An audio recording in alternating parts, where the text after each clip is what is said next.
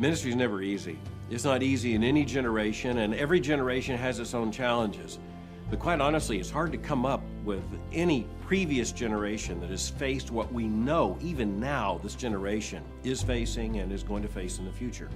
We're living in a time of an increasingly secularized society. This secularizing society is moving at a pace unprecedented in human history. And in order to prepare this generation for that, we've got to get them ready, not only to defend the faith, but to be passionately and compassionately excited about sharing that gospel. We have to train them in new skills in terms of how to face a culture that isn't going to love them for their message and isn't going to applaud them for their faithfulness. Our responsibility is to train up a generation of faithful ministers, missionaries, and church leaders so that the church will be faithful in this generation. Being a convictional institution shapes and molds what we do every day as a seminary. Because we are committed to the idea that there is such a thing as absolute truth, because we're committed to the urgency of the gospel, because we believe that people are lost and doomed in darkness for those who have not yet turned from their sin and trusted Christ. We exist to take these truths we hold on to preciously and to share these truths as we go into the world.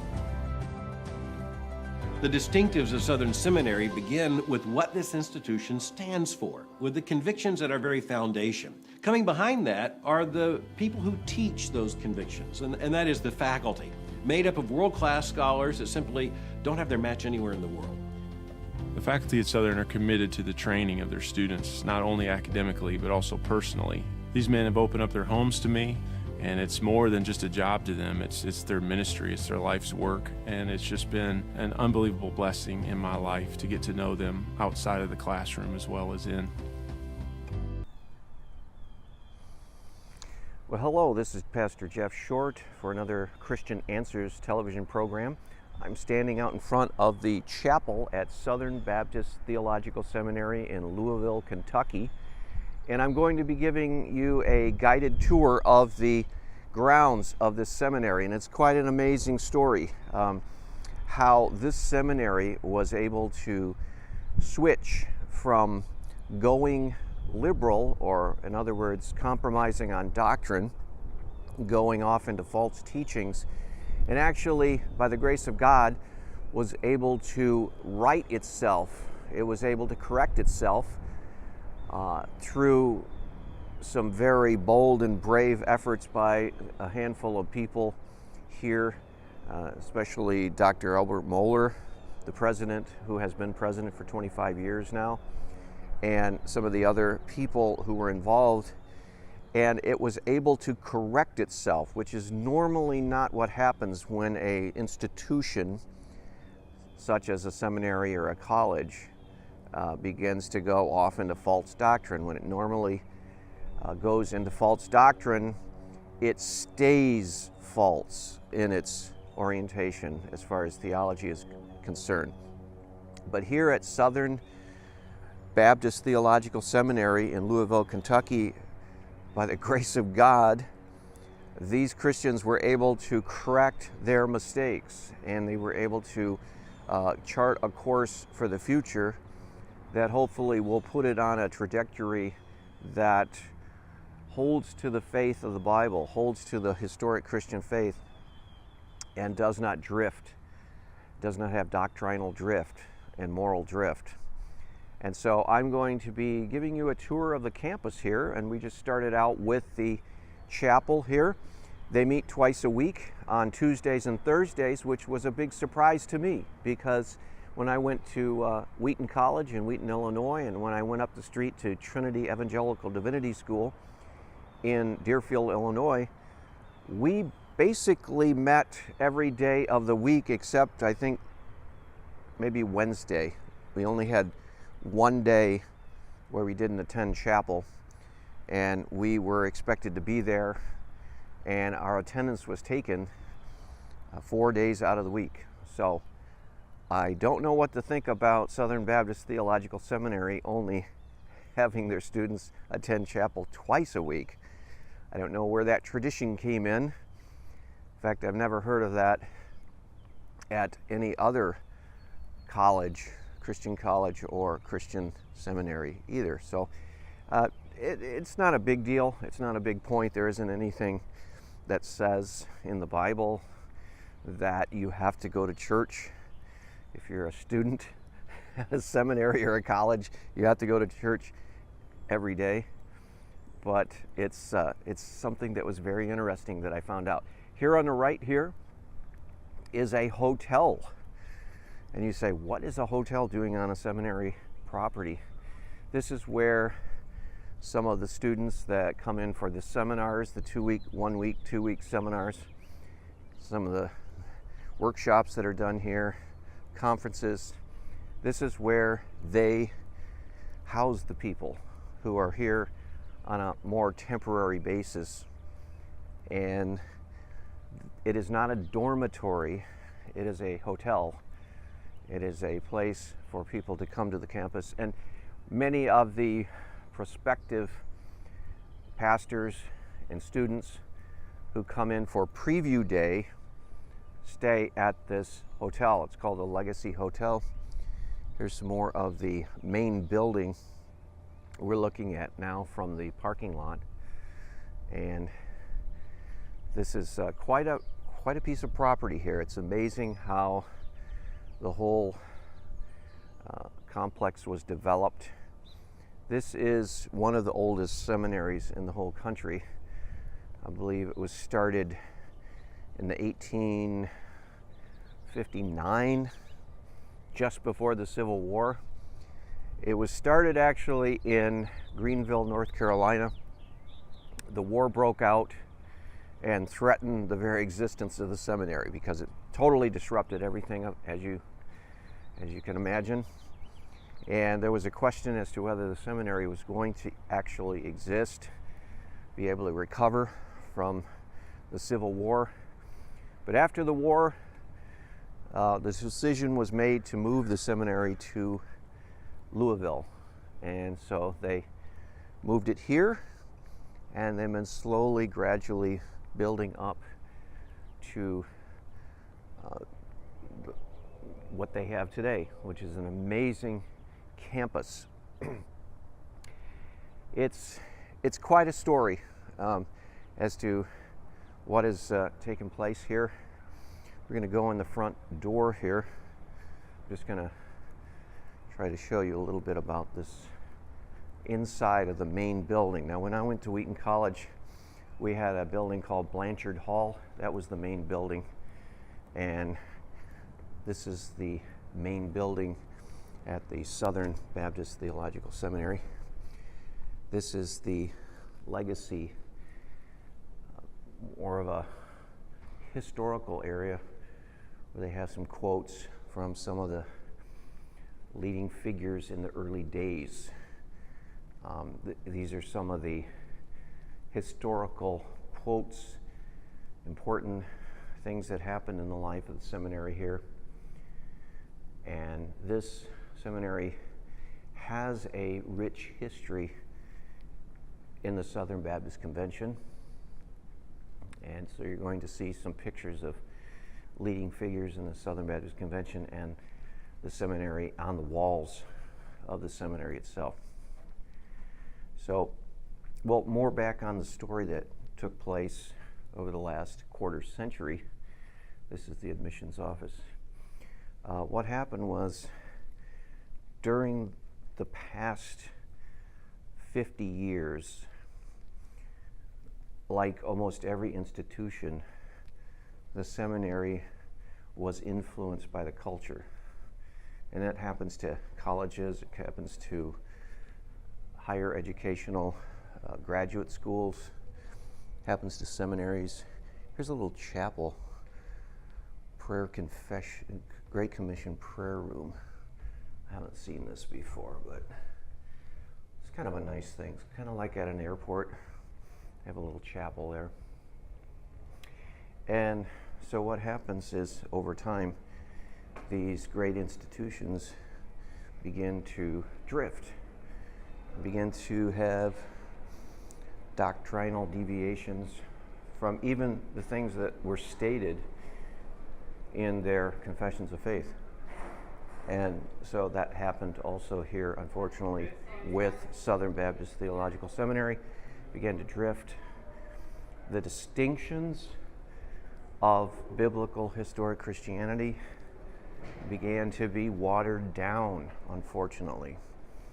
And so quite a few people in the Southern Baptist Convention were alarmed by that, and they decided to do something about it, which is amazing in and of itself, because a lot of times that kind of a deviation from the norm will take place, but there won't be anyone stepping forward to say we have to do something about it, we have to correct this before everything is lost. And so a handful of people decided to try to do something about it, and so they began to plan and figure out a way. How can we do something? How can we correct this? And around in the late 80s and early 90s, the Southern Baptist Convention itself began to go through what is called now the conservative resurgence, and people who held faithfully to the infallibility of the Bible and to the cardinal doctrines of Christianity began to push themselves forward, assert some little godly rebellion against the sort of a liberal leaning status quo, and sure enough, the Lord brought about a correction in the denomination at the convention by electing conservative presidents. Now, that momentum began to reflect itself in a call for the renewal and reformation of the seminaries. And so this was the leading and is the leading flagship seminary of the Southern Baptist Convention. So this was naturally something that was of great concern to those who were pushing to renew and reform the church, the Southern Baptist Convention. And so what came about was this seminary elected a new president, Dr. Albert Mohler, in 1993, and through great struggle, this is the plaza, by the way, this is the main green area, the yard, the main central hub of the campus, and we're looking across from, here's the main building up there, Norton Hall, and we're walking along the side here of the green area, huge area. It's amazing that this area is still without buildings, because a lot of times colleges and universities, they don't have really vast areas of green grass because they've had to use it to put new housing, dormitories or classrooms or whatnot. But anyway, in 1993, Dr. Albert Mohler was elected president, and not everyone was happy.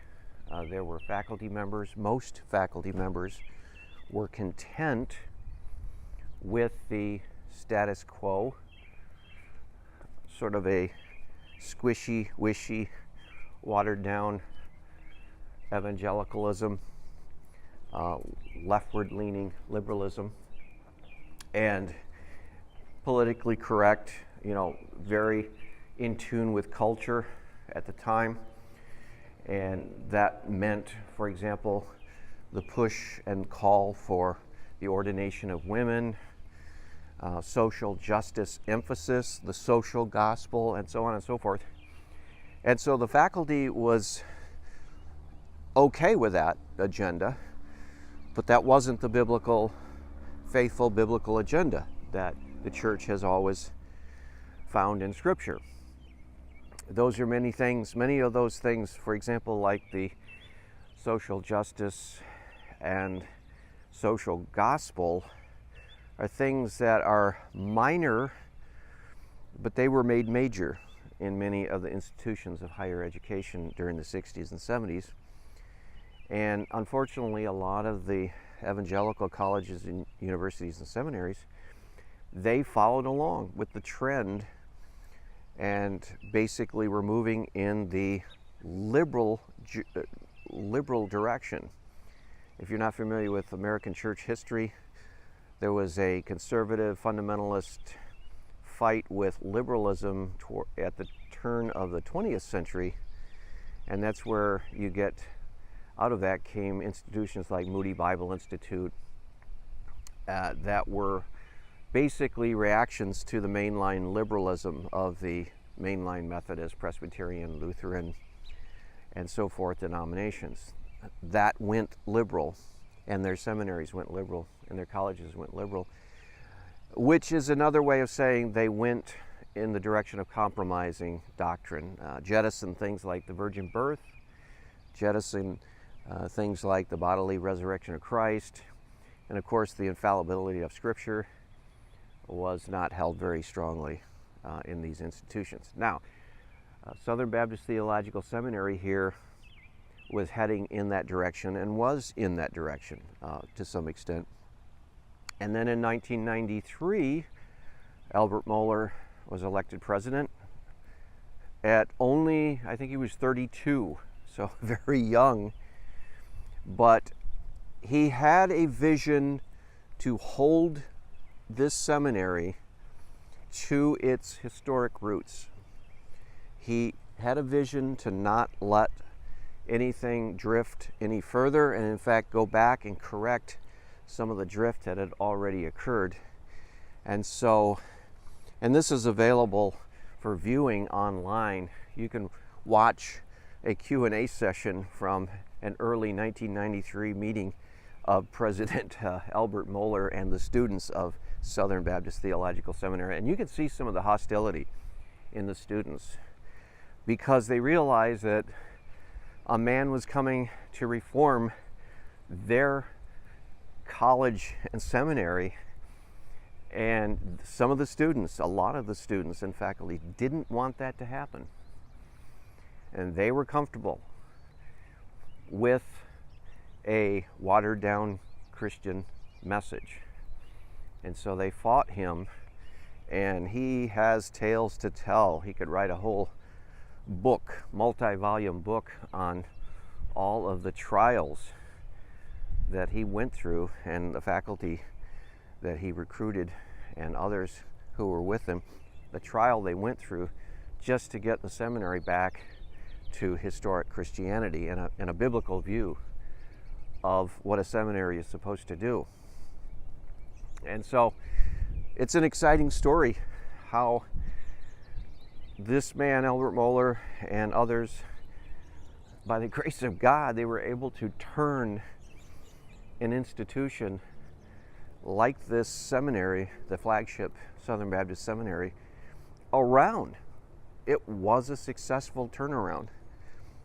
And the Bible is taught clearly here, unashamedly. The doctrines of biblical Christianity are taught without apology here, which is a fantastic thing. The virgin birth, the bodily resurrection of Christ, all of these things are now clearly and unequivocally taught here, whereas before those things were optional and you could take different positions on, for example, the bodily resurrection of Christ or the virgin birth. You could actually not believe in the virgin birth and still teach here. Now this is also, if you see there's a banner, this is also Boyce College. So at the same time, same place here, there's an undergraduate college for students who want to be educated in a Christian worldview. So that's something that has grown. Now what I didn't realize is how big this campus is. And I didn't realize how many students actually attend this school, because what I came to realize this past weekend at the preview day for the seminary is that this is now the largest seminary in North America. And I had always understood that Fuller Theological Seminary out in California, Pasadena, California, was the largest seminary in the world.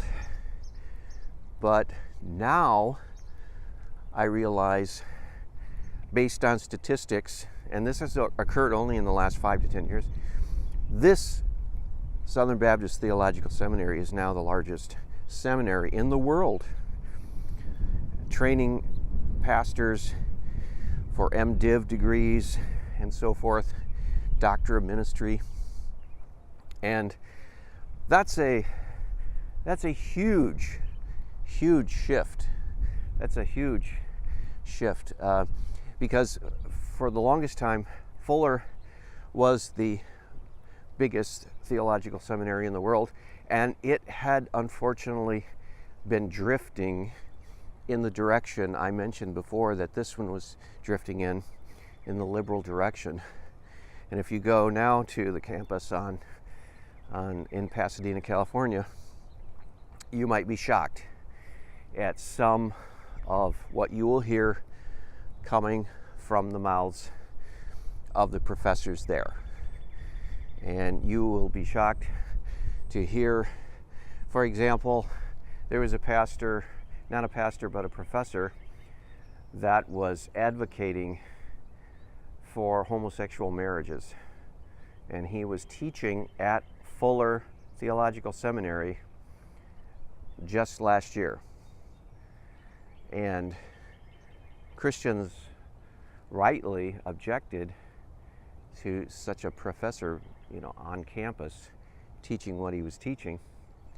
And so in that case at Fuller, he was denied tenure, and he decided to leave of his own accord because he wouldn't be given tenure, and he decided to leave. But the school itself was not firing him and did not tell him he had to choose between either his heresy or orthodoxy, and if he continued in his heresy, he would be fired. They didn't tell him that. They didn't get tough with him. And that's one of the things that they did do here at Southern Baptist Theological Seminary.